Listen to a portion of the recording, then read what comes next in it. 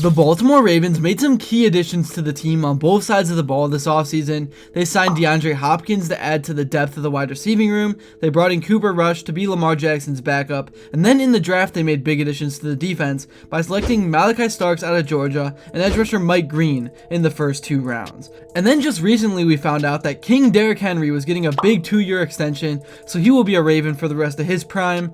Rookie minicamps just happened over the last week or so.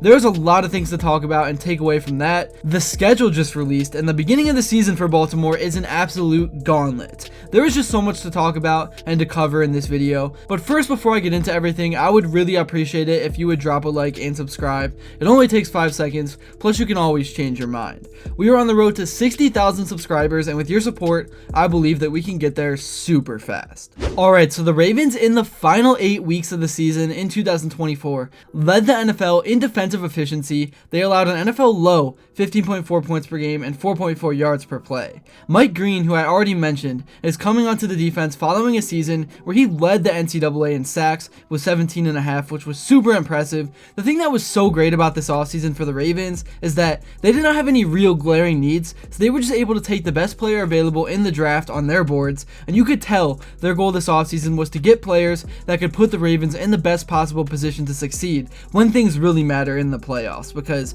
the reality of the situation is nobody is going to take the Ravens seriously until they prove it in the postseason. We know they can win 12 to 13 games in the regular season and get to the playoffs, but they got to compete with the Bills and the Chiefs. They need to get to the Super Bowl, and that has kind of been the wall that they have yet to break through. One guy that many people are highlighting is defensive coordinator Zach Orr. He really seemed to have things figured out in the second half of last season, and I think the continuity of having him back is going to be huge, and this really is a chance for the unit to continue their momentum from the second half of last season and continue to make big strides forward, because the defense is going to have to come out of the gates hot and ready to go, because as I mentioned, the first part of the schedule is a challenge, and I'm going to break it down in just a bit.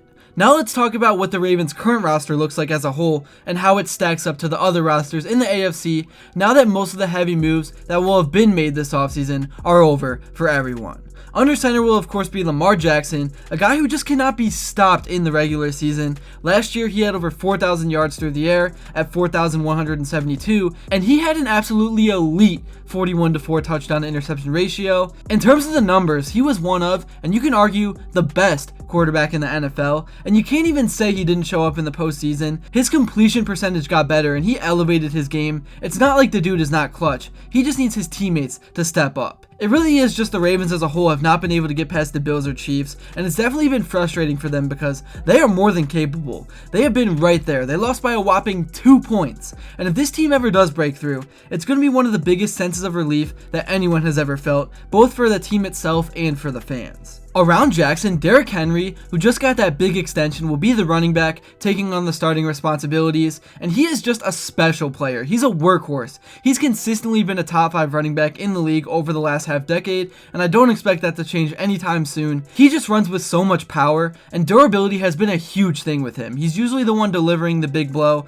and his running style prevents a lot of the wear and tear that the smaller and quicker running backs take on. So I thought it was a safe and good move to extend him, and he should be able to help this offense a lot in terms of balance in 2025, because when you take his bruising running style and put it next to Lamar Jackson and what he can do on the ground, it just becomes a nightmare for defensive lines and secondaries. You think you have the Ravens stopped and you're going to get off the field, and one of them will break a 15 to 20 yard run loose, and those backbreaking plays mess with the minds of opponents too because it causes a ton of overthinking. In terms of the wide receiving room, right now there are a lot of moving pieces, but definitely enough overall talent to get by. The room consists of Zay Flowers, DeAndre Hopkins, who is older but is still not a bad piece to have if he's not one of the main targets. They got Rashad Bateman and Wester and a few other younger guys. Bateman was supposed to evolve into Jackson's #1 target, but injuries and the production of tight ends Mark Andrews and Isaiah Likely have limited Bateman's role in the offense. Bateman did bounce back in 2024 with 756 yards on 45 catches and 9 touchdowns, making him a possible appealing candidate for a trade. And that's what one writer at LWOS believes he is. But I'm going to leave that topic for another day and for you guys to discuss in the comments below.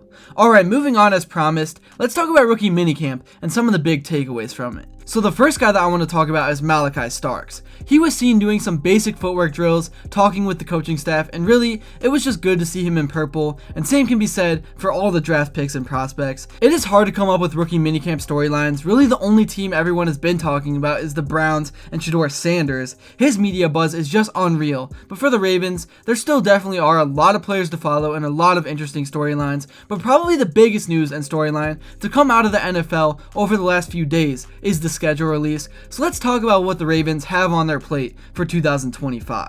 Really, the entire AFC North is going to have a difficult schedule this year, but the Ravens, man, their first few games this season is just brutal. It might be the worst in the entire league. They face the Bills week 1, the Browns in week 2. The Browns are going to suck this year, but usually they can start off a season strong. They can pull off a few big wins just to kind of hype up the fan base before they let everyone down. So facing the Browns week 2 is no slouch. And then you got to go face the Lions in week 3. That game's at home. But then after that, you got to go to Arrowhead on the road to face the Chiefs. And then they play the Texans, and then the Rams, and then the Bears. It is just the first 7 games of the year. That's brutal, man. If you can go 4-3, I would call that a win. Obviously, Ravens fans are hoping that they can go 5-2, but I think 4-3 is a pretty realistic success in this case scenario.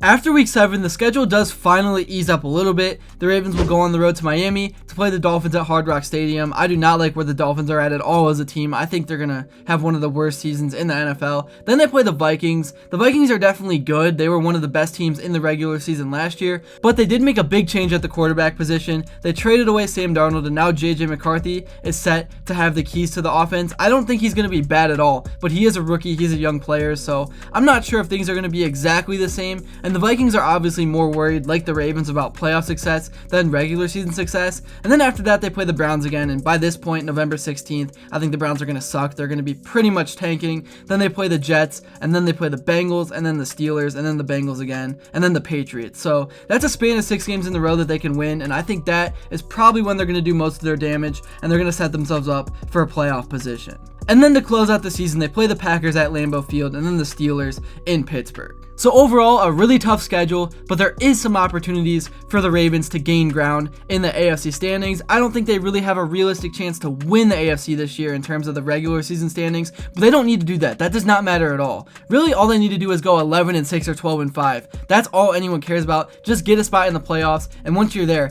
they have to perform. They have to show up. They have to get through that mental wall. They need to do it, or else they're officially going to be regular season merchants. But yeah, nonetheless, I think the Ravens had a really, really good offseason.